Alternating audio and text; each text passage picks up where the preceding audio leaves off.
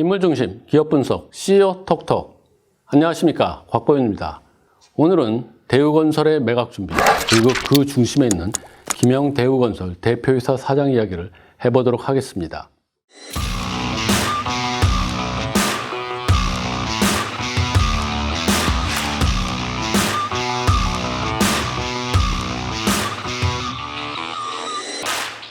대우건설은 2018년 그 호반건설로 매각이 진행됐다가 무산됐습니다. 그리고 한 3년 동안 아무런 이야기가 없다가 최근에 대우건설 실적이 굉장히 좋아지면서 매각에 관련 이야기가 본격적으로 다시 나오고 있습니다. 그래서 이번 시간에는 대우건설 매각과 관련해서 주요 현안은 어떤 것이 있는지, 그리고 대우건설을 그렇게 매력적인 것으로 만들기 위해서 김영 사장이 그동안 어떠한 노력을 해왔는지, 이와 같은 이야기를 비즈니스포스트의 간병근 기자와 함께 나눠보도록 하겠습니다. 네, 안녕하세요. 비즈니스포스트 간병근 기자입니다. 네, 김영 사장이 6월로 이제 임기 만료를 앞두고 있습니다. 그런데 지금 사모펀드로 매각될 수 있다, 뭐 이런 얘기가 지금 나오고 있어요. 그것 때문에 이제 주가도 요동치는 이런 모습을 보이고 있는데, 뭐 단도직입적으로 물어보죠. 대우건설 올해 매각이 가능한가요? 네, 당장은 구체적 움직임이 포착되거나 이런 건 없습니다. 대우건설도 얼마 전에 조회 공시를 통해서 아직까지 구체적으로 협상이 진행되고 있지는 않다 이렇게 밝혔고요. 그 대우건설 최대 주주죠. KDB 인베스트먼트도 구체적으로 협상이 진행되는 곳은 없다 이렇게 말했습니다. 하지만 이제 증권업계 리포트를 보면은 대우건설이 올해 내내 매각과 관련된 이야기가 계속 나올 거다, 이런 분석들이 나오고 있어요. 어쨌든 매각은 올해 언제든지 추진될 수 있다, 뭐 이렇게 보는 시선이 시장에서 많이 있다고 이렇게 볼 수 있을 것 같아요. 그러면 구체적으로 협상하는 곳은 없다, 뭐 이렇게 얘기를 했는데, 과연 그 대우건설을 인수할 만한 그런 후보자가 있는지 이걸 좀 한번 짚어봤으면 하거든요. 회사 이름이 구체적으로 나오고 있지는 않지만 대우건설을 인수할 수 있는 곳으로는 크게 중견건설사, 대형 사모펀드, 외국계 대기업 등이 꼽히고 있습니다. 그리고 이들이 컨소시엄을 구성할 가능성도 열려 있고요. 다만 국내 대형 건설사들은 대우건설과 사업 영역이 완전히 겹치기 때문에 그 시너지를 낼 수 없다는 측면에서 인수를 추진하지는 않을 것이다, 이렇게 보는 시선이 많은 것 같습니다. 지금 이제 말씀하신 것 중에서 중견건설사는 이제 해외 대기업, 이거는 3년 전에 대우건설을 매각해야지 했을 때도 나왔던 그런 이름들이에요. 근데 지금 얘기한 것처럼 대형 사모펀드, 이건 최근에 새롭게 나온 이야기거든요. 그러면 상황이 좀 어떻게 변했길래 대형 사모펀드도 인수할 수 있다, 이런 이야기가 나온 건가요? 네, 아무래도 코로나19로 이게 저금리가 왔고 저금리 때문에 유동성이 넘치다 보니까 이 대형 사모펀드가 투자처를 찾고 있기 때문에 이런 이야기가 나오고 있는 것 같습니다. 그리고 최근에 나왔던 매각설도 이 주체가 사모펀드이기도 했었고요.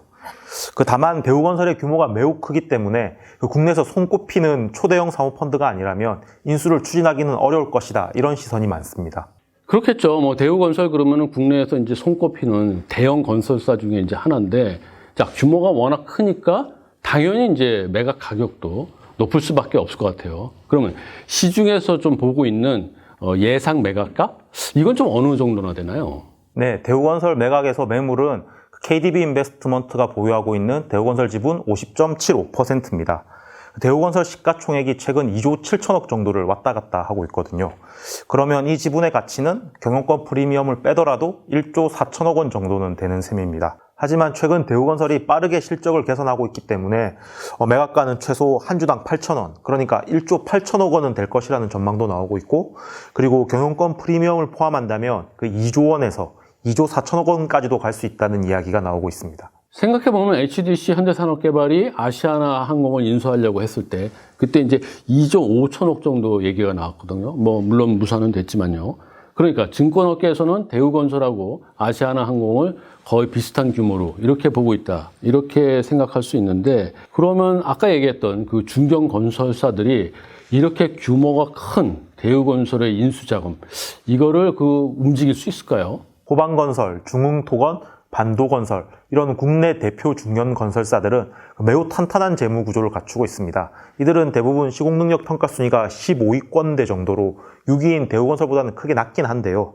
하지만 택지개발과 주택 분양으로 막대한 현금을 쌓아뒀습니다.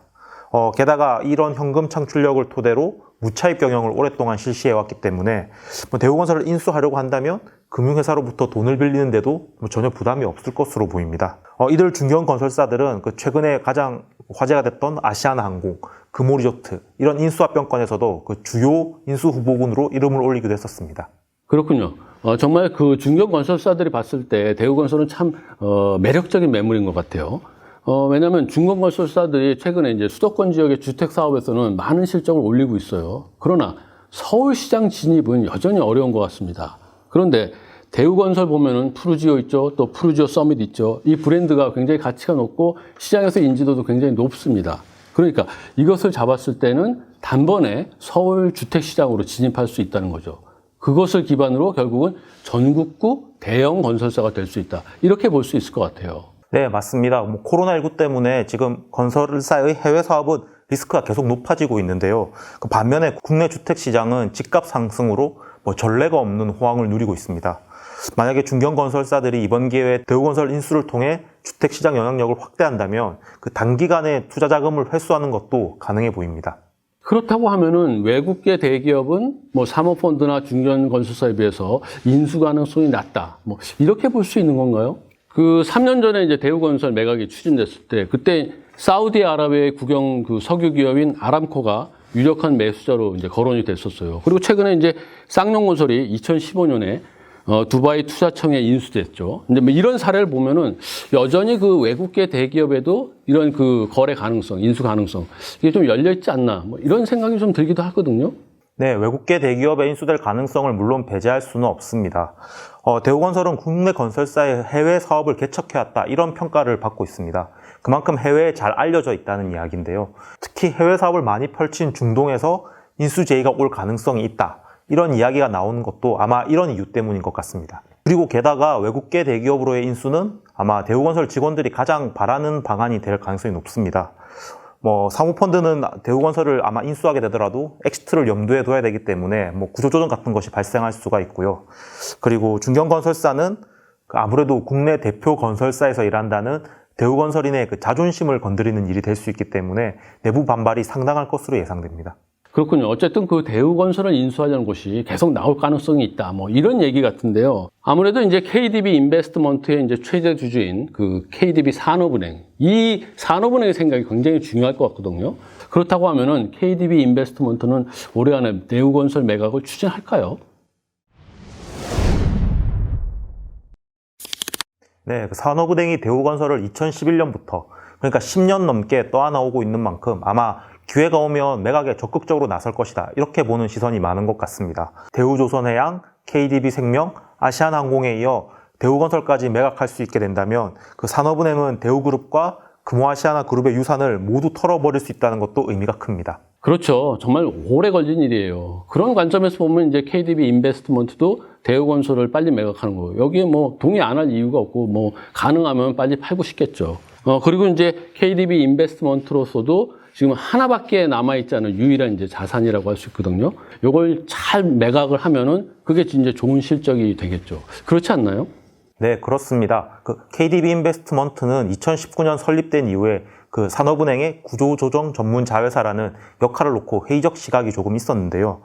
산업은행이 오랫동안 어려움을 겪었던 이 대우건설 매각을 마무리한다면 KDB 인베스트먼트의 어떤 존재 그리고 능력을 놓고 있었던 잡음들을 해소할 수 있는 그런 기회가 될 수 있을 것 같습니다. 네, 그 이야기를 좀 종합해 보면은 산업은행이나 또 KDB 인베스트먼트나 다 대우건설 매각을 빨리 추진하길 원한다. 이렇게 해석할 수 있겠네요. 자, 그러면 여기서 대우건설을 좀 원활하게 매각하려면은 KDB 인베스트먼트가 좀 어떤 카드를 좀 가지고 있어야 될 것 같거든요. 시중에서 나오는 얘기 보면은 대우건설을 국내하고 해외 이 두 사업으로 나눠서 분리 매각을 할 수도 있다. 이런 전망도 좀 나와요. 이 부분은 좀 어떻습니까? 네, 맞습니다. 국내 사업과 해외 사업을 분리해서 매각할 수 있다는 이야기도 나오고 있습니다.